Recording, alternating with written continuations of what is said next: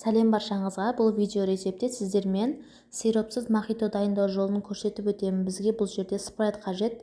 Бірінші орында бізге блендер қажет болады. Жарты лимон, 1 штук лайм, 1 штук апельсин и жалбыз жапырақтары, яғни мята керек болады. Осы жемістердің үшеуінде барлығын бірдей етіп бетіне қабығын кесіп ажыратып аламыз, аршылап болғаннан кейін майдалау етіп турап, ішіндегі дәнектерінің барлығын ажыратып аламыз. Қазір блендерлеп атқан кезде бізге кедергі жасамау үшін біздің жаңағы сусынымыздың дәміні өзгертіп жібереді. Неге десеңіздер, оның ішіндегі дәнектері ащы болады. Сондықтан осылай майдалап етіп турап, ішіндегі дәнектерін ажыратып аламыз. Енді блендеріміздің ішіне жаңағы турап дайындап алған жемістерді саламыз. Мятаның тек қана жапырақтарына қара саламыз, шыбықтары бізге қажет емес. Өздеріңіз қалауларыңызша салып, қазір осының барлығını біркелкі болғанша, пюре тәрізде болғанша блендермен өткізіп аламыз. Егер блендерлеп өткізіп атқан кезде жасыл түс, аштау түс болып тұрса, тағы да жалбыз жапырақтарын қосып жіберсеңіздер болады. Бұл өздеріңіз қалауларыңызша. Мен тағы да кішкене 2-3 жапырақ қосып жібердім. Светі аштау болып қалғандықтан. Міне осымен біздің осындай пюре осылай көріністе болады. Енді графинімізге ситодан өткізіп аламыз осы пюрені. Ішіндегі согыны барлығын жақсылап.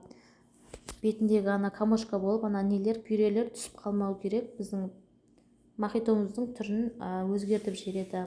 Сондықтан тек қана бізге бұл жерде согы қажет. Біз осы согы керек болғандықтан осылай блендерден өткізіп алдық. Сироп салмағаннан кейін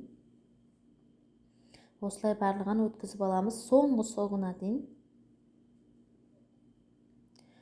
Бізде 2 литр спрайт қажет. Егер ішіп болғаннан кейін тағы да үстіне құйсаңыздар болады. Қонақтар келген кезде дастарханыңыз әдемі болып көрініп тұру үшін графинге тағы да мята жалбыз жапырақтарын салып жібереміз.